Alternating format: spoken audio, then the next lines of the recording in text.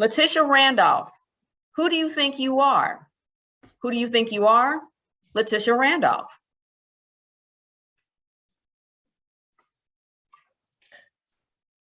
Who do you think you are? Before you answer that question, I want you to know that you've already answered it by the way you live your life. Everything you do is determined by who you think you are. When I was growing up, I thought I was amazing because my mom told me, my dad, my aunts, my uncles, everybody. Until one day, life started happening and the people started showing up, the negative ones, the ones who said things like, you think you're too smart, you think you're all that, or you're too stupid, or you're too this, or you're too that. And when I was 8 years old, on my way from moving from Maryland to California, I remember having a conversation with some girlfriends. And there was this one girl who was 1 year older than me. And I don't remember what we were talking about, but I remember what she said. I'm 42 and I still remember. She said, I don't know how you can be so goofy and get straight A's. As if it were a sin to be goofy and smart. And that was the first of many negative comments that came along the years. Now, don't get me wrong. I have a huge support system. People love me. They were there for me. They encouraged me. But there were a few who threw those negative comments at me throughout the years. Middle school, high school, college. And then when I was in my 20s, I made the biggest mistake ever. I was at this youth event, and I don't remember why we were doing this particular exercise. I'm sure there was a good reason, but I don't remember anything good. All I remember was the bad. I raised my hand and I volunteered to be the person where they could write down everything, not that they liked about you, but what they didn't like. And I thought I could handle it. I said, I got this. I can do this. I was wrong. The paper started coming in. Thinks she's so smart, knows it all, sings too much, hugs too much, and more. And some of them were saying the same exact things. I was like, oh my God, is this true? And I thought, maybe I shouldn't sing so much. Maybe I shouldn't be so smart. Maybe I shouldn't hug so much. And I began to dim my light. Not all at once, just a little bit at a time, a little bit here and a little bit there, a little bit here and a little bit there.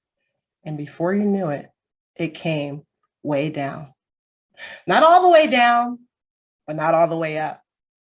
And I stopped shining my light. I didn't tell them everything I could do. I didn't tell them I could speak Spanish too. I didn't tell them that I was a speaker. I just left some things out. I didn't want to shine too much. I didn't want to offend anybody. So I just lived my life and I had lots of support. But then I started hanging around the right people, the ones who told me that I should shine my light, that I should be who God says I am. Specifically, Coach Fard Bell, Coach Steve Bacon. They said, enough. You need to let your light shine. You need to be who you're supposed to be. You are somebody and someone's waiting for you out there. They said, you need to let your light so shine before men that they can see your good works and glorify your Father, which is in heaven, like it says in Matthew 5:16. I decided to believe them. I didn't do it all at once, but I started turning that light up. And then it started to get brighter and brighter and brighter. And before you knew it, I was getting promotions. I was asked to be on stage. I was asked to train at different events and sing at different events. I couldn't believe it. Oh my gosh, my light was shining so bright that what Marianne Williamson said in her poem started to come true. She said, when you let your light shine, you unconsciously give others permission to do the same. So I started signing permission slips, all kinds of permission slips. And people started coming to me and saying, because of you, I got a promotion. And because of you, I could be my true self. And because of you, now I'm making more money than I've ever made before, because I decided to shine my light.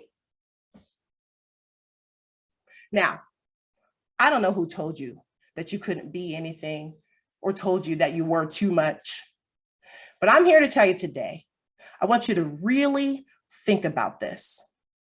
Who do you think you are? Don't rush, sit with it. And when you do, I want you to remember what my childhood preacher used to say to us. Everybody is somebody, he said. And if everybody is somebody, that includes you. You're not a nobody. You are important. You do matter. We need you to shine your light. Someone's waiting for you to give them permission to shine. Don't let them down. Stop believing the lies. Start believing the truth. Believe who God says you are and live like that. When I started believing the truth instead of the lies, the truth prevailed. So hear my voice. Don't listen to the negative ones. Who do you think you are? Remember, however you live your life, you'll be telling us. Thank you.